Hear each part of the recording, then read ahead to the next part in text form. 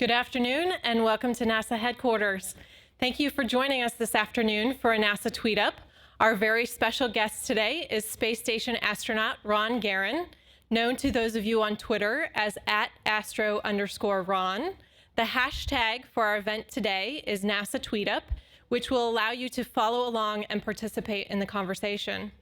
Colonel Garan spent 164 days in space during the Expedition 27 and Expedition 28 missions to the International Space Station.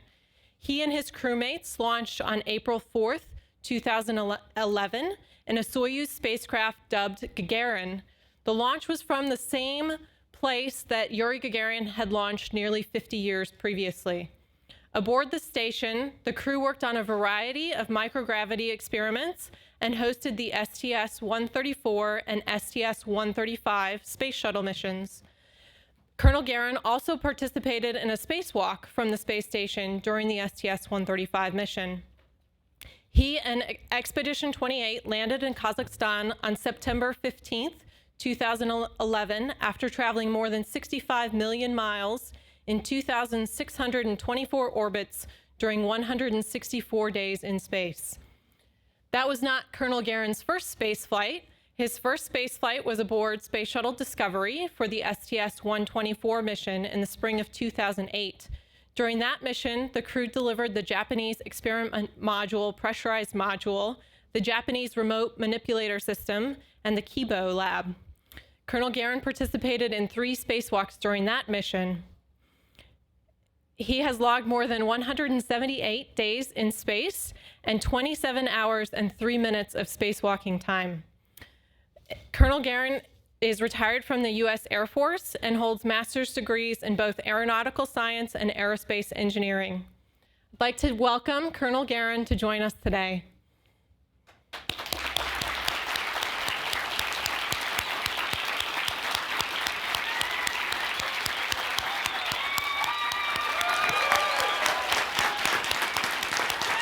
Ron, thank you.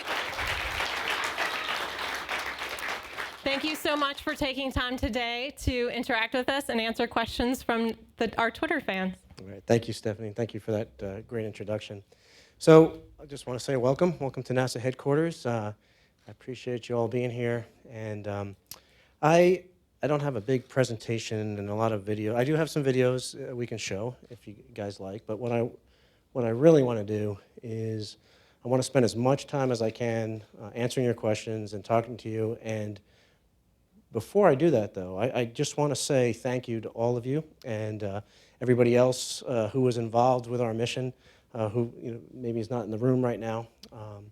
But through social media, through Twitter and the other platforms, through Facebook, through Google+, and many of the other social media platforms that we have, you enable us to bring the public along on our missions, not just as spectators, but as fellow crew members. And on my particular mission, I was up there for 5.5 months, and it was really nice to be able to send down pictures and get the feedback on those pictures, because we were interacting back and forth, and that was really neat. And I'll just tell you, one of the stories is, we don't have a lot of time on board. We don't have a lot of free time. So whenever we get a spare moment, we fly on over to the cupola, that windowed observatory we have on the bottom of the space station, and take some pictures, and then we download them real quick, and we send them to the Earth. And a lot of times we don't know exactly where we are over the Earth. And we have a pretty good idea, but sometimes we don't exactly get it right. We say that this is one place when it's really another place. And I was corrected several times on Twitter, and that was great. And so who knows? You guys know Peter Kaltner? You do? So it's PC010? Yeah, so I got smart real fast, because what I would do then is I would email him first. and I'd say, hey, where is this? And, yeah, so that is a perfect example of how we can engage the public in what we do in the spaceflight business, and in a real way, in a contributing way, and it made things a lot more interesting, because not only was I saying, this is this part of the world there I could give some background on it, and we don't have the time to do all that research on board, so it was really good to do that. So I think what I wanted to do really is just open it up right off the bat to questions. And we do, like I said, we do have some videos that we can pull up. We have some pictures that we could pull up that we can, if you guys are interested. I want this to be your time, so I want you guys to lead where we go here. So again, you guys are not spectators. We're all in this together, so we're gonna do this together. So can we open it up for questions right now? Absolutely. We have two people with microphones, so make sure that they see you. Raise your hand when you get the microphone. Hold it close to your mouth so we can all hear you, and state your name and your Twitter handle. Hartriano Sastrodoyo, at hearts_APP. As a fellow SUCO graduate, just want to know, how do you go from becoming a business economics major, which I was, to becoming an astronaut? Well, it was a long road. So SUCO is the State University College at Oneonta, in the State University of New York program, and there's a really short version and a really long version, but I'll try and do something in between. I had wanted to be an astronaut since I was 7 years old, since the day I, along with millions of people around the world, watched that black and white image of the first footsteps on the moon. And I carried that with me through most of my life. But I think when I was in high school, I lost that dream. And the reason why I did is because it was after Skylab. It was before the space shuttle had started flying. And to some kid in New York, we didn't have a space program. So why would anyone want to be an astronaut if we don't have a space program? It didn't make any sense. So I went off to college. I didn't really know what to do. And what made perfect sense was to become a business major. When I was a sophomore at college, STS-1 landed. The very next day, I went to my advisors and I started looking into taking courses in math and science. And that day, that 7-year-old boy's dream got reawakened, and I wanted to be an astronaut from that point on again. And so I think what that shows a couple things. I think one thing it shows is the power of our space program to inspire kids to study hard, to study math and science.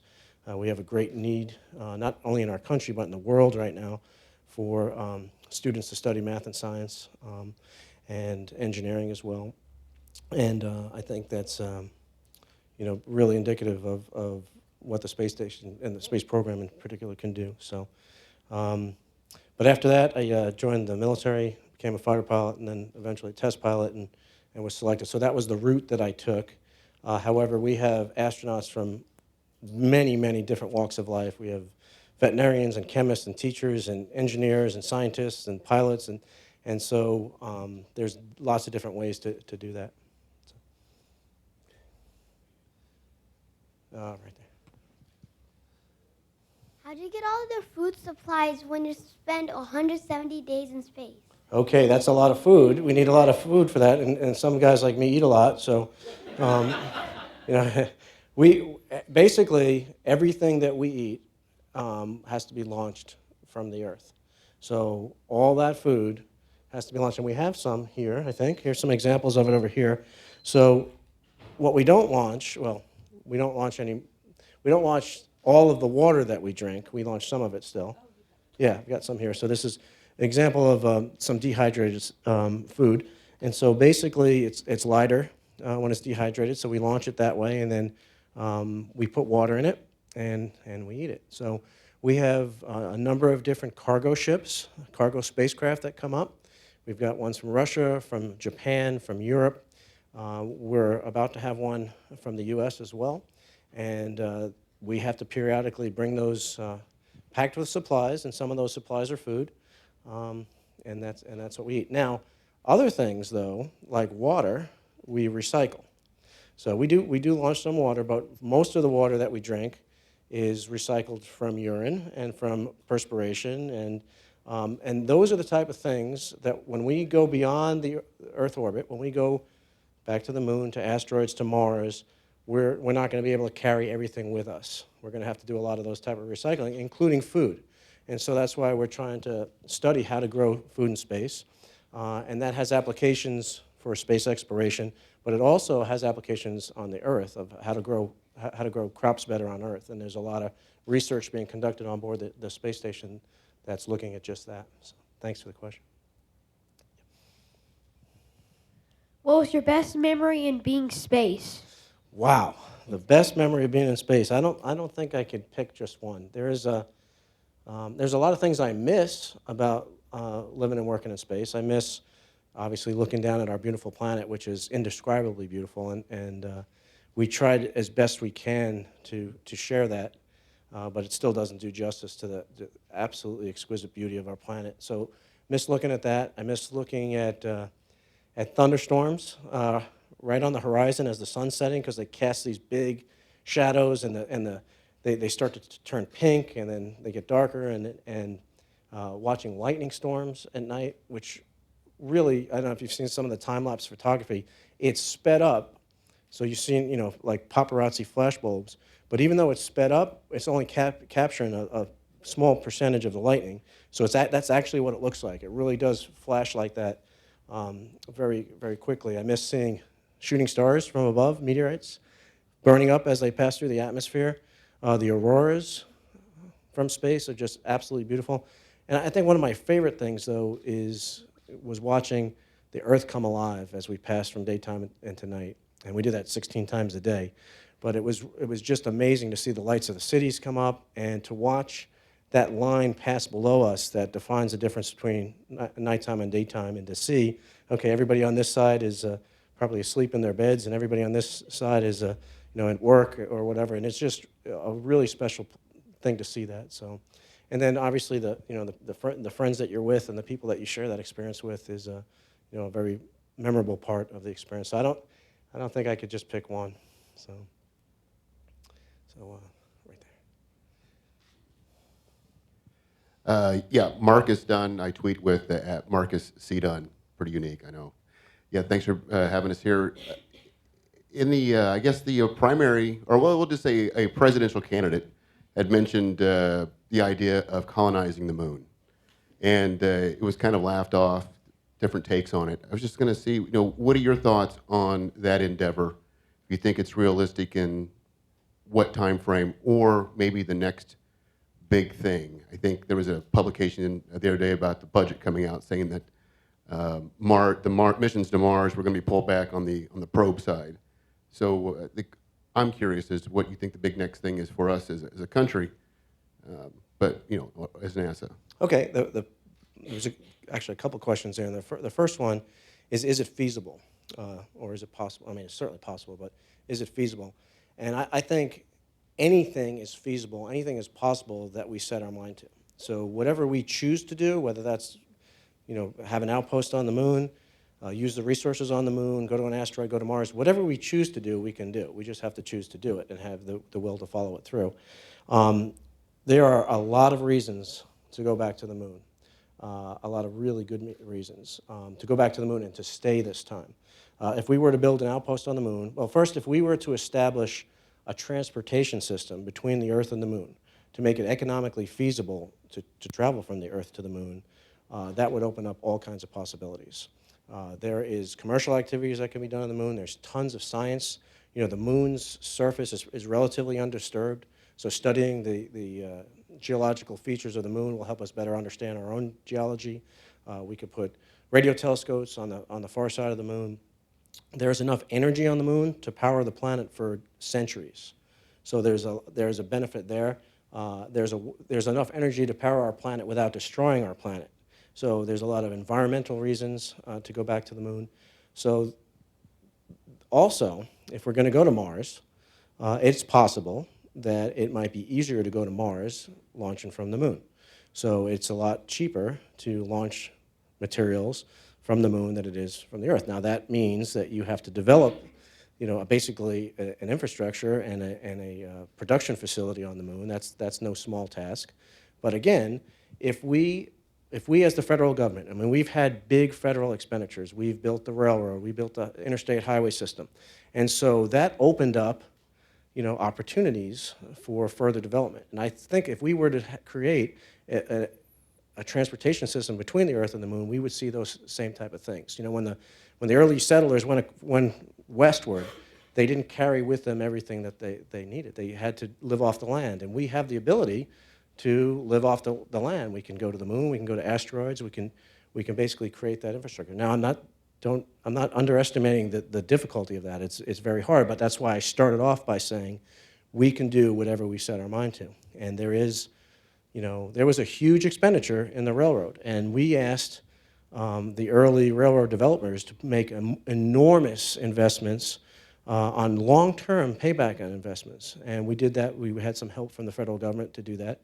And we can have a similar model and really create an enormous capability from the moon. So I could spend the rest of the hour and a half that we have here talking about that, but because I really do feel that there's a lot of benefit, and I'm speaking personally here. So, where's the microphone? Okay, just right there. Eric _right_ now, the dreaded two-part question. You mentioned in an earlier answer aspirations of being an astronaut when you were a child. And I noticed your birthday is pretty close to Halloween. Did you ever trick or treat as an astronaut? And while you're thinking about that, part two, we noticed that you were using an instrument, a guitar, up in the ISS, and we're wondering if it handled or sounded differently, or if Katie's flutes sounded differently. Is it different in zero-G than it is down here in Earth? So I never Halloweened I never trick-or-treated as an astronaut up until about last year. But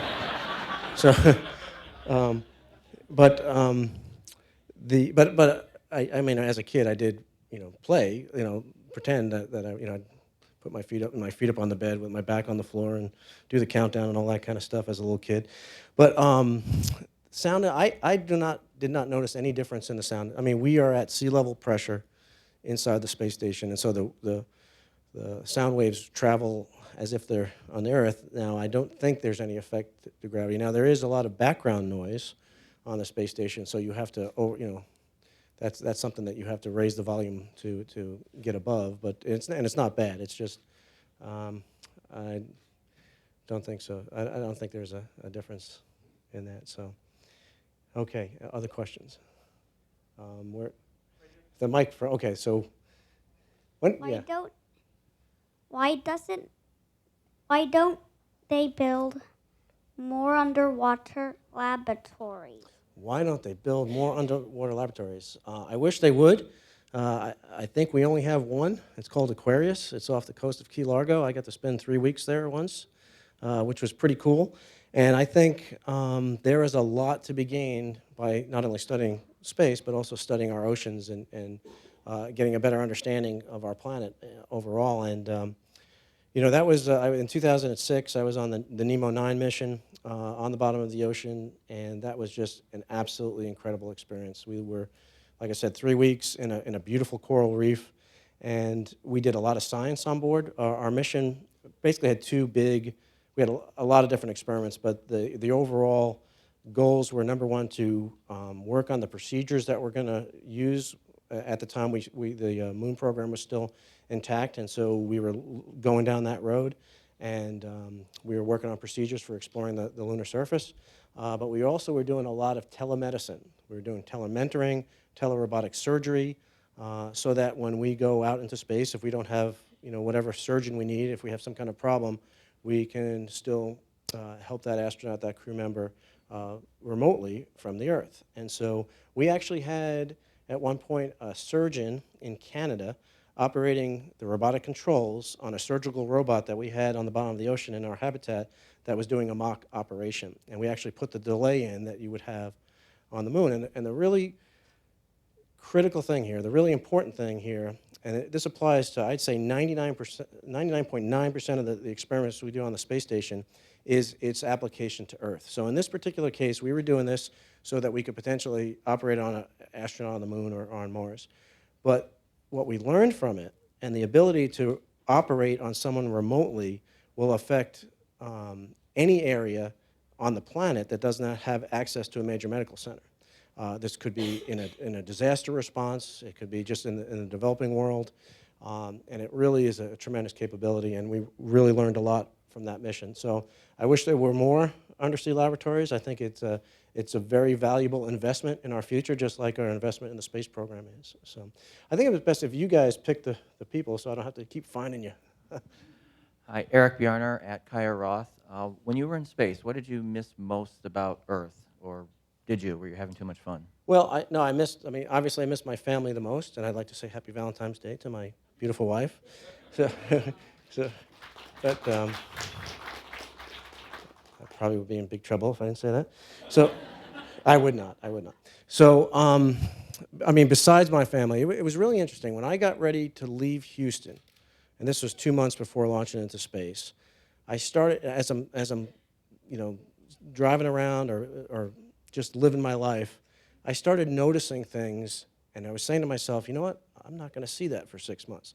See those birds flying across? See the sunset? Smell the flowers? Hear the birds chirping? I started to take note of things that I wasn't going to get to see. And you do. When you're in space for that long of a time, you start to miss all those things that define the beauty of living on our planet. Really miss them. And to the point where you realize that most of these things you really took for granted. But having returned to Earth now, I also miss a lot of the things that define the beauty of living in space, a lot of which I said up front. And so it is a totally different existence. We are very removed from life on Earth, but by the same token, in some respects, we're more connected.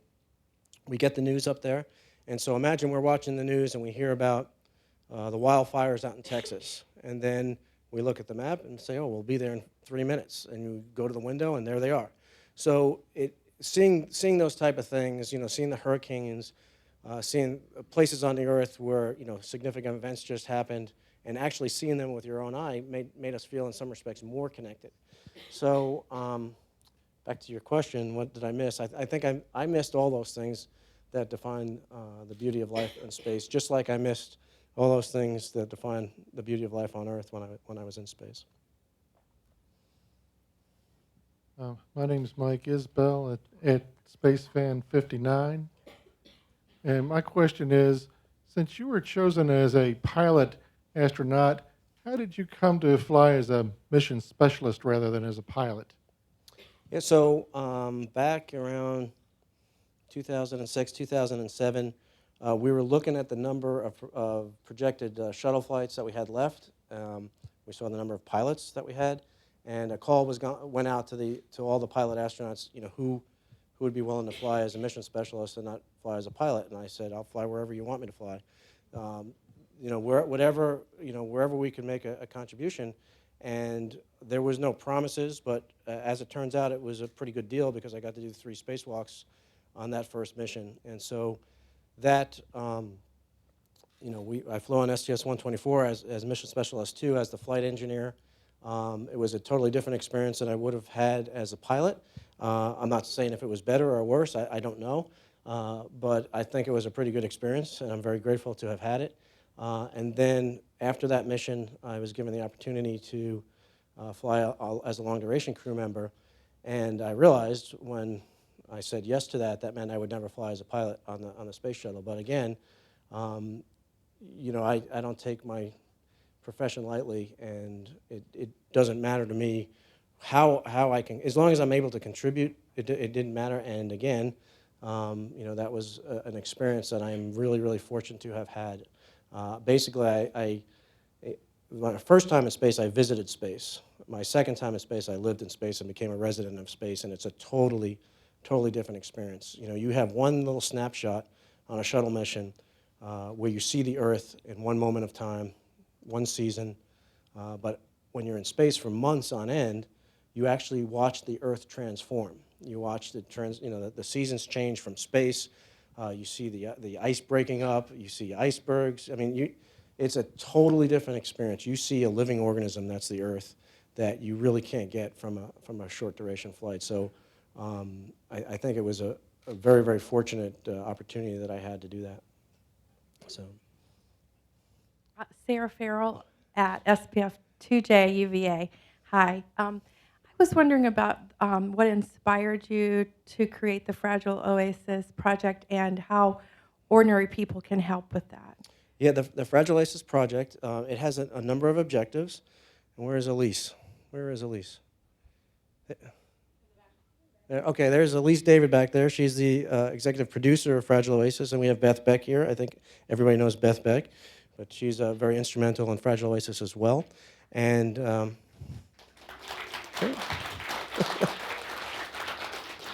So it has a number of objectives, like I said. One of them is to use this perspective that we have of our planet from space, to use what we call the orbital perspective, to hopefully inspire people to go out and make a difference and make the world a better place. There's also a very big education outreach aspect of it. The other thing we want to do is we have a tremendous success story with the International Space Station. You know, we have 15 nations that all came together to build this amazing complex that is going to change the world. The research that's being conducted on the International Space Station cannot be done anywhere else on the planet. It's a very unique facility for research, and there's going to be a lot of changes, a lot of discoveries, a lot of increased understanding of not only the universe, but our planet and ourselves. A lot of studies on the human bodies, materials, medicines, et cetera. So it's just an amazing success story, and this is another way to tell the success story. So, plus, we wanted to have a place to have an online community. It's about 1% or 10% maybe of what it's going to be and what the vision is for it.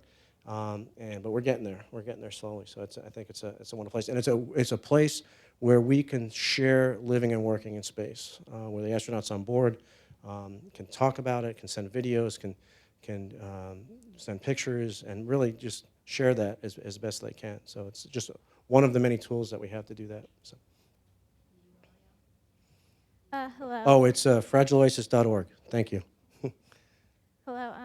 I'm Zoe. I go to Boston University, and a few months ago in December, I went to MIT and I saw Katie Coleman.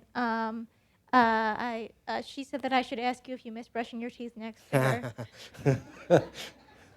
That's a very good question. Yeah, Katie's playing a little trick on me. So it seemed like I don't know how this happened, but whenever we brushed our teeth, it just happened to be at the same time. And then after a while, it just got to be funny that we were brushing our teeth. And then when she came back, she left 4 months before I did. So she would send me notes on, Or I think the first one was I sent her a note and said, hey, I was brushing my teeth today, and I noticed you weren't there. So, so it was just that's an inside joke. So. Serious question. This is hard to describe. Sometimes I have dreams where I'm flying, and I have this certain feeling in my stomach. And I talked to some people, and they said they have had dreams like that, and they know how it feels, but they can't describe it. Have you ever had a dream like that? And if you have, does being actually in microgravity feel like that in the dream? Well, I did, on the space station once, I did have a dream that I was falling, and then I woke up and I realized I really was. No, I know what you mean. Floating feels kind of like floating in a pool, but not. So like if you go upside down in a pool, you feel upside down. But if you go upside down in space, there is no upside down. You don't feel anything differently. Although you see, it's really interesting, on a shuttle flight, since you're only up there for a brief amount of time, there is no up and down. There is no, there is no preferred orientation, if you will. I mean, there is, but you're not used to it yet. After you're up there for weeks or months at a time, there does become an up and a down visually. And so when you go upside down, you feel a little bit like you're upside down for a little bit, but then your brain rapidly switches gears and goes, okay, the ceiling just became the floor and the floor just became the ceiling, and you're good. But initially, it feels a little awkward, but that's because you've been there so long. So it's hard to describe the feeling, other than to say it's wonderful. I mean, it really feels very liberating. There's a freedom involved with it. My commute to work every day was flying. I'd fly to the U.S. lab or fly to Columbus or wherever else I was working that day, and it's a lot of fun. And like I said, if you don't have to, like, if something's on the floor and you want to work on it, you don't have to bend down and get it. You just flip upside down, and so there's a lot of freedom with that. But beyond that, it's hard to describe. Hi there. I'm Neil Glick, Neil095, and 2 quick questions. I worked on the ILS joint venture 20 years ago in Moscow. So my question is, what's the difference between going on, like launch and riding on a Soyuz rocket versus a shuttle? And then my second question is, did you get to plant a tree after your flight at the cosmonauts dormitory at Baikonur? You actually plant it before you launch, and we did, and that was pretty cool to launch to plant a tree in the same place that Yuri Gagarin did 50 years earlier, after launching from the same, or right before launching from the same pad. But there's a number of ways to answer that question. I mean, technically, the experience was in the space shuttle. You're in this massive, powerful vehicle, and you're riding inside of it, and it's a very, at least the first part of it is a very violent ride into space. The Soyuz, on the other hand, as opposed to riding in the Soyuz, you actually, at least I actually felt like I was wearing it. I mean, you're strapped in there so tight, your knees are in your chest, it's so small, and everything is right there. So every valve that opens, every pump that turns on, every engine that lights, you feel it, and every explosive bolt that fires. So it is a really remarkable spacecraft, and it was really enjoyable. The launch into space. I don't know, you guys ever see the movie Rocket Man? So there's a scene in there where he finally launches into space, and he gets into space, and he's like, woohoo, and he's throwing his. That's what I felt like when I launched on a Soyuz. And I think it's just it's similar in a lot of ways. It's the same amount of time. It's about, I guess it's a little bit more G's on the Soyuz, but it's in the same ballpark. The coming home though is a lot different. So. That's another story.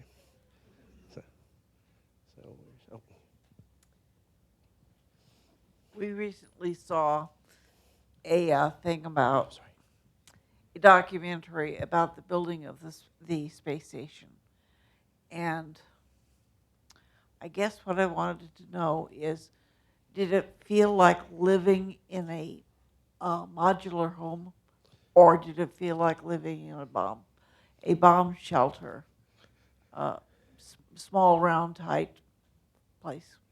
Yeah, it felt like living in your home. I mean, it really did. It rapidly became home. It became our own little world, separated from the world that we're on right now, and it is a huge place. So, I mean, even if you're claustrophobic, I don't think you'd be claustrophobic on the space station. It's big, and you can go and be off by yourself if you need some quiet time, or you could actually get lost if you. Not really, but pretty close. It's almost that big. So it's a very comfortable place to live. We got great scenery, great views. We control the temperature to whatever temperature we want. We got plenty of food, plenty of light. Everything that we need, we have, and so it's a very comfortable existence. We've done an unbelievable job building it. The design, the engineering, the construction of it is just tremendous, and it really is. I mean, it is awe-inspiring to see that from as you approach the space station, whether you're on a space shuttle or on a Soyuz or on a spacewalk, and to be out there and looking back at the space station, it is an amazing accomplishment of humanity. It really is. And so it's a wonderful experience to live and work on there. So I hope that answers your question. I guess in a nutshell, the answer to your question is it felt like home. It didn't feel cramped like a small home. It just felt like a nice, comfortable place to live. My name's Jean Brooks. I'm the Director of Innovation and Community Engagement with the Online News Association. I'm also the founder of a Tumblr called spaceshares.tumblr.com, where we feature a lot of GIFs, or GIFs, depending on how you like to say it. I think NASA sort of underutilizes them, so I guess this first part is just a question or a request to say I think that on the internet that photos of the universe come across clearer and more like 3D when they're in the GIF format.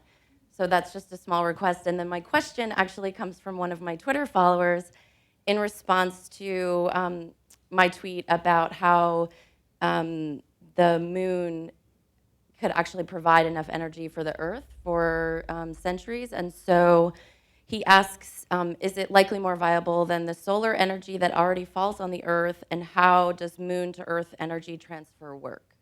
Well, that is a very complicated question to answer, but I'll try and do it on a high level. There's a number of different energy sources on the moon. There is potential fuel for fusion reactors that don't exist right now, but hopefully will exist. There is solar energy that falls on the Earth that could be sent back either to geosynchronous satellites through microwave or laser that can then be transported down to the ground the same way. These would not be hampered by weather. They would not be hampered by volcanic ash. If we had a volcanic eruption that interfered with solar transfer, in the Earth's atmosphere, there's platinum on the moon that is used as a catalyst for fuel cells, and so the list goes on. These are difficult engineering problems. In the case of fusion reactors, we don't even have them yet. So this is down the road, but there is, it's not too hard to imagine that we'll have that technology soon, and we have a potential fuel source for that on the moon. And then the big thing with the solar energy is that it would be greater, first of all, because it doesn't have to go through the atmosphere, but also it would be unhampered by any natural disaster or by weather. So. Hi, my name's Sarah Smith, Smith5SE at Twitter. I have two questions for you, one from me and then one from Camilla SDO's account. But first, the antsy person next to me who's too shy to ask for the microphone has something she wants to say. I just wanted to say you're awesome.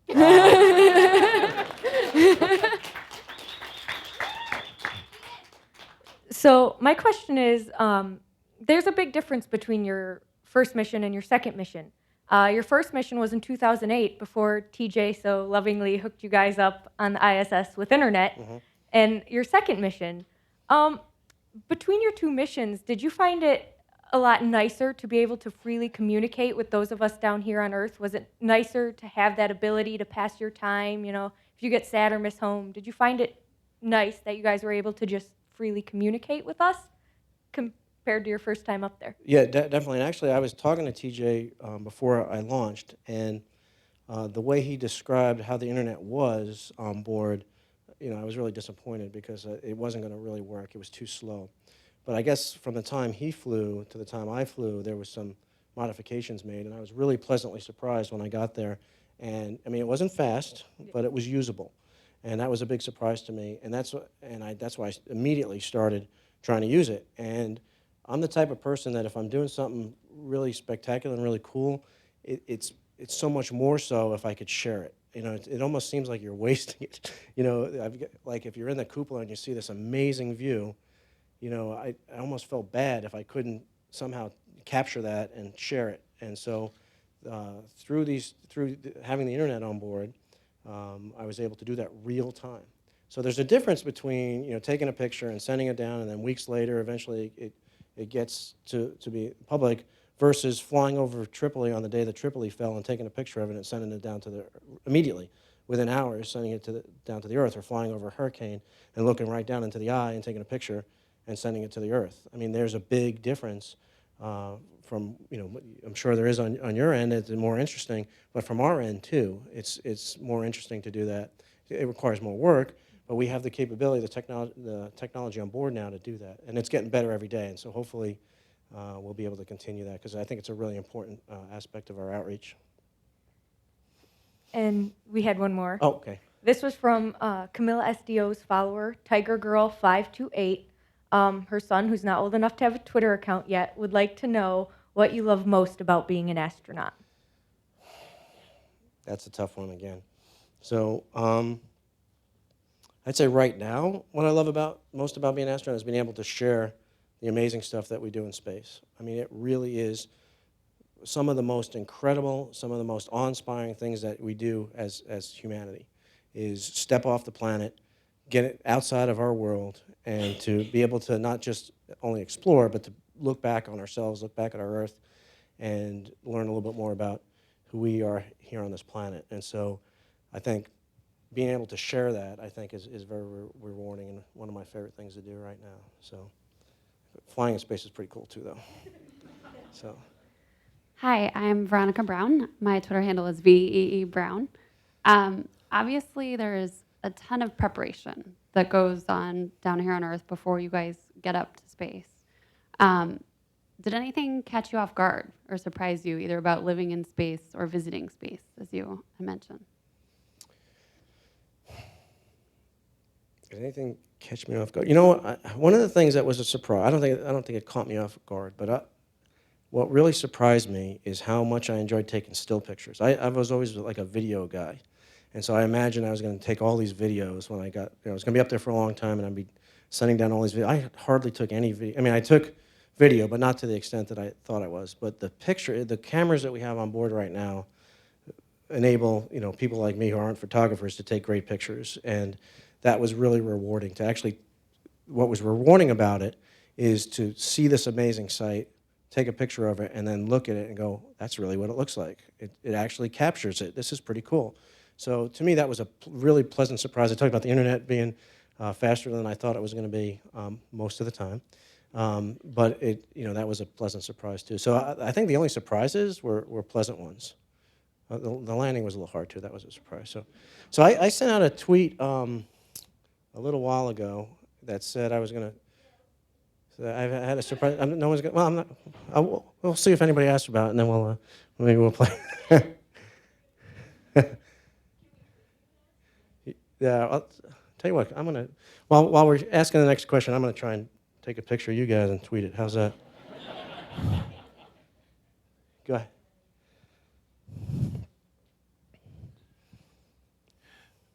Matthew Ballin, Matthew JLB. I was a history major, so I wanted to ask you this. You obviously grew up during the latter years of the Cold War. So what was it like visiting Red Square and all the associated attractions, like where Yuri Gagarin and the other cosmonauts who died visit the site of their graves? That's an awesome question. I mean, I was born in the year that Yuri Gagarin became the first person to fly in space, and I was a military officer. And if you would have asked me 30 years ago, or if you would have told me 30 years ago that I was going to fly in space, I'd say, wow, that's really cool. If you would have told me I would fly in space as a member of a Russian crew on a Russian rocket that had an American flag on it, I would have thought you were nuts. So, and I think this is another huge aspect of our space program, is that we can have nations that weren't always the best of friends work together towards a common goal to do something incredible for humanity. And that, to me, the novelty has never worn off. Going to lay flowers on the tomb of Sergei Korolev and Yuri Gagarin in Red Square, just the fact that I'm strapped to a Russian rocket, it was amazing, and in a good way. I mean, it was really just heartwarming to think where we were, what could have been, and what has become. And again, we have this example of international collaboration, and we can apply that on Earth. If we can do this in space, work together to do this amazing thing, we can work together and have, accomplish a lot of the, solve a lot of the problems facing our planet, overcome a lot of the challenges facing our planet. And so that to me was one of the coolest parts of this whole thing was doing that and paying respect for those people that we should pay respect for, those pioneers, no matter where they're from. That basically, we're standing on their shoulders right now and what they've done. So I haven't said a tweet yet, but I'm going to do that. And you know what? We had the question over there, so I'm going to send out this tweet. It's going to have a link in it, but we're going to show this video. But let me set it up first, because I don't know if that worked or not. So we'll see. Apparently, there's a lot of people tweeting right now in here. About 2 weeks before I was set to come home to Earth, we got word that we were going to be up there another 2 months.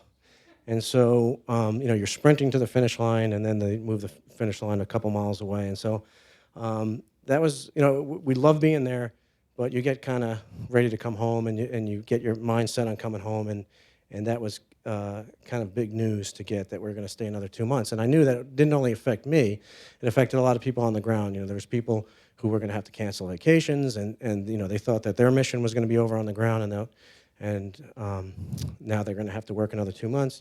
And so I made a video while I was on board to try and show everybody, hey, we're all in this together.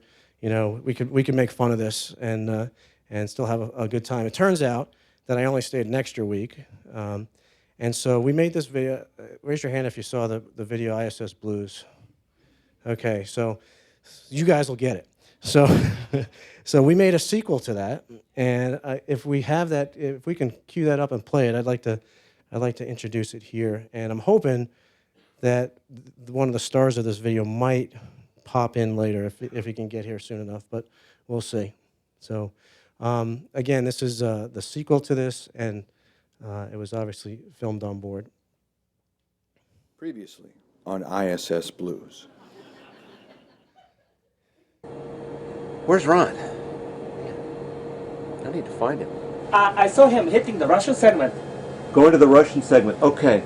Buddy's down there. Ron, I'm going to home.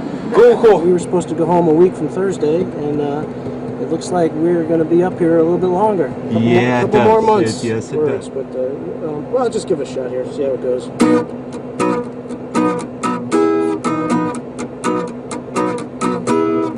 Got those space station blues.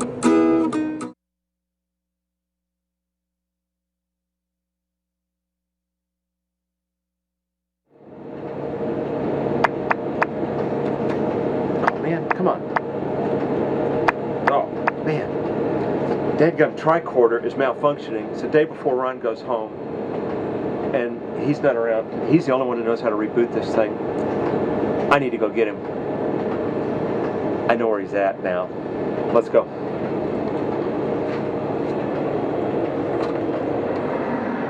Okay, I think I see him down here. Just what I figured. Exactly what I figured. He's back in the Soyuz again.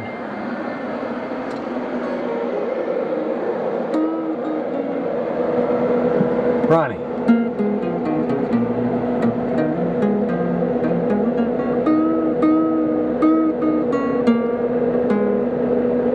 What are you doing here? Ronnie. Yeah. Hey, dude. Yeah, what's up? Hey, you're going home tomorrow. All right. Yeah, sure. No, man, really.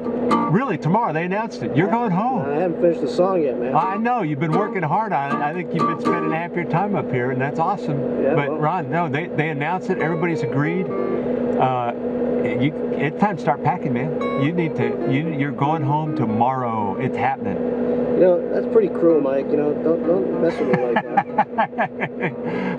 Dude, would I mess with you like that? About a lot of things, yeah, but not about that. It's time. You're setting this up. Yeah, I'm serious. Really? Yes. Tomorrow. Tomorrow. What's today's date? I don't even know. What is it? It's the 14th.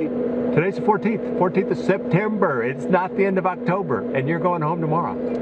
Hey, all right, man. That's good. Hey, Ron, there's one thing I need, though. Yeah, but wait a minute. And you're in your Soyuz. You're like ready to suit up and go. The suit's right behind me. I know it is. I know. But Ron, I need the guitar. You need the guitar? No, I know you've become real attached to it. I need the guitar. Just. Well, you know, I don't have the blues anymore, so I don't really have a need for it. Just ease it over. Ease it over. Just unclench it. All right. But Mike, you know. Come on, just hand it over. You don't even know how to play the guitar. What's up with that? Come on, just easy. Yeah, we've got to take care of this thing. It's staying. You might be going home. The guitar is staying with me. But you don't know how to play. Ronnie, I may not know how to play yet, but I have a feeling I'm going to have enough time to learn.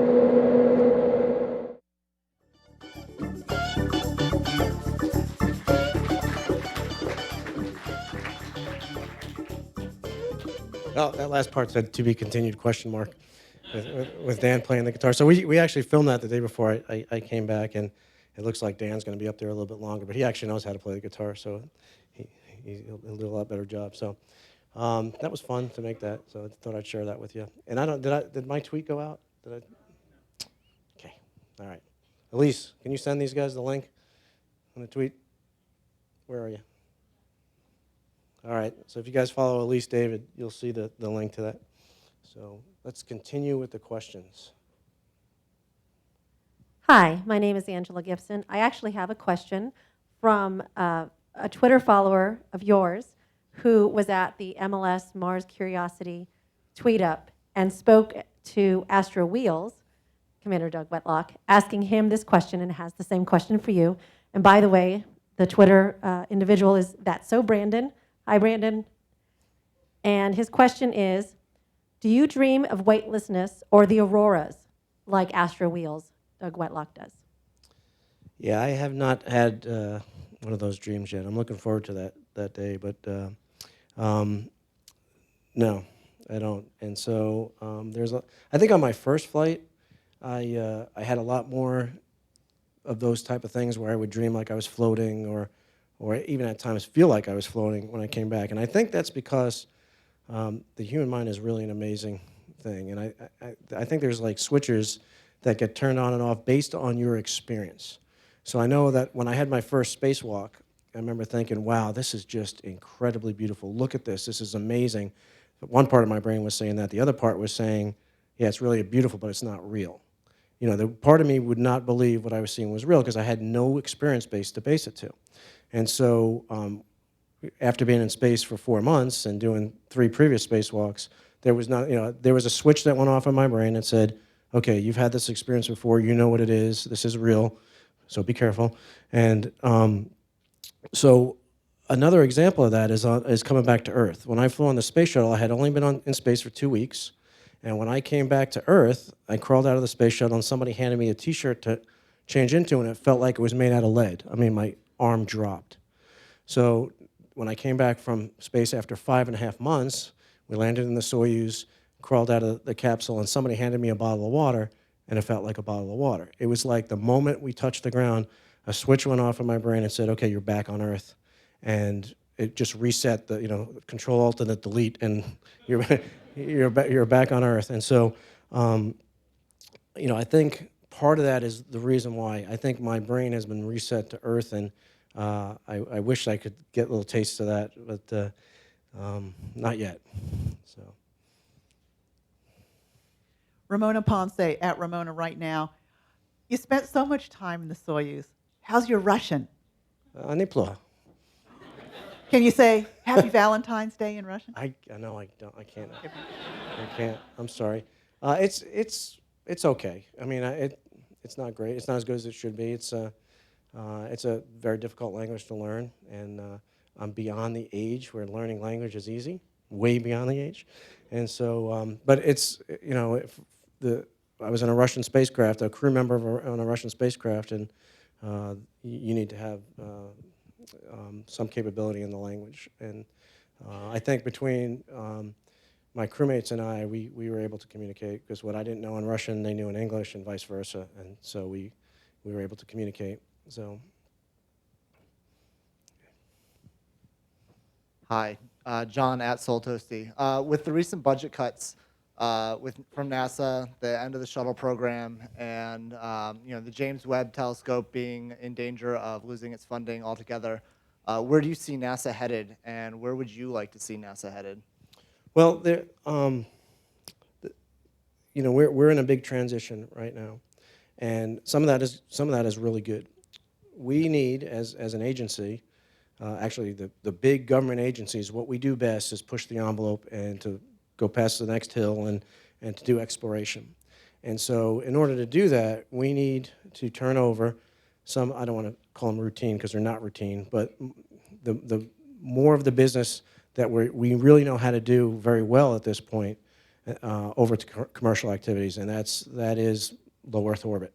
So we've pretty much, we have a lot to learn still, but we have our experience base and our knowledge level is at the point, just like it was in the airline industry, way back at the turn, 100 years ago or so, that we can start to turn those operations over to commercial activities, and we need to do that because we need to free up our focus and we need to free up our resources towards pushing that envelope as far as we can. The end of the space shuttle program is in the same vein here. We built the space shuttle primarily to build a space station. We built the space station. There's two sides of this coin. When we closed that hatch on Atlantis and they undocked and we realized this is it, this is the end of the space station program, I rang the space station's bell to signal not only Atlantis' departure, but the closing of that chapter in our space program. But I truly believed, as I was ringing that bell, that we're opening up the next chapter, which will see humans go beyond low Earth orbit, maybe to the moon, to asteroids, eventually to Mars, and to really put our reach further out into the solar system, and that was a necessary step to that. But the other side of that coin is it will be a long time before we have the capabilities that the space shuttle provided us. It was an amazing vehicle, very versatile, very capable. You know, it was, you know, we would not have the space station right now if it wasn't for the space shuttle. And, you know, that was the bittersweet part of it, is we realized that it was freeing up resources to do the next big thing. But it was pretty cool while it lasted too. So it was definitely bittersweet. So I hope that answered your question. Hi, my name is Stav Steckel at Stav Steckel on Twitter. I was just wondering, besides like gravity, what was the biggest adjustment coming back to Earth? I mean, gravity is the big one. So, and again, you know, going back to that, your mind resetting. I know that on my first flight, you know, you're basically at 3 Gs in the space shuttle, and you're getting pushed into like an elephant is sitting on your chest, and then all of a sudden, instantly, that goes away, and you're floating when the main engine's cut off. And I remember thinking, I mean, maybe not consciously, but yeah, okay, everything's cool. I've been, you know, I'm a test pilot. I've been here before. This is 0 G. I've been in an aircraft with 0 G. I had an experience base to compare it to, so it wasn't that big a deal. But after about 2 or 3 hours, all of a sudden, you know, the light bulb came on and said, wait a minute, this is not supposed to be lasting this long. Something is wrong. And, you know, and, you know, I started not to feel so good, you know, and, you know, I woke up the next day and I was fine. But again, you know, that experience base, this time on the Soyuz rocket, you know, we hit 0 G, when the main engine's cut off, the switch flipped in my brain and said, okay, you're back in space. You know where this is, and there was none of that. It felt completely normal because again, I had something to compare it to. And this is all subconscious, by the way. I mean, you know, I'm not actually thinking of this stuff, but in hindsight, looking back on the experience, that's the only thing I can think of. So, but you asked besides gravity. So, well, you know, the first time I was at the space station, we didn't have the cupola, and that, you know, it wasn't a surprise. I mean, I knew what I was expecting, but I didn't expect how much emotional impact that would have. And it's kind of like doing an EVA, doing a spacewalk without the stress. So you get the view, but you don't have the stress of being out in the vacuum of space. So it's pretty cool. Paul Strassfield, at Paul Strassfield. Zoe's dad. I'm over here. Oh, there you are. And Ryan Kobrick, Dr. Ryan Kobrick, the Yuri's Night exec. He wants to know where you're going to be spending Yuri's Night. I know where I'm not. I'm not going to spend it the same place I spent it last year, which was in space. But I don't know. That's a good question. I'll celebrate it somewhere. That's a fun thing to celebrate. So we had the great honor. You know, we launched very close to the 50th anniversary, and then, you know, got to spend the actual anniversary in space, and that was wonderful. And I flew a Yuri's Night. I flew 6 Yuri's Night T-shirts actually for the crew members, and I gave the one I had back to those folks. And I made a joke about that I was going to give it back to them, but they might want to wash it first. And actually, you know, I was getting ready to wash it to give it back to them, and I smelled it, and it actually had the smell of space in it. And the smell of space is like this metallic metal, you know, this burnt metallic smell. And so I didn't think it smelled too bad, so I didn't wash it and sent it with the metallic space smell, just so they could experience that. So hopefully it's not too offensive. Thank you, Ron. We're not going to take any more questions because we're almost finished. I just want to thank you for taking so much time to answer all of our questions and join us today. For those of you who are following along online, thank you for joining us for today's NASA Tweetup. You can learn about future Tweetup activities at www.nasa.gov/tweetup, and you can find all the ways to engage with NASA on social media at www.nasa.gov/connect. And I just wanted to close by thanking all of you for helping us tell the success story of the space program, helping us to share the experience of living in space with everybody. And you guys make it happen, and I really appreciate that, and all of us appreciate it. So thank you. Thank you, Ron.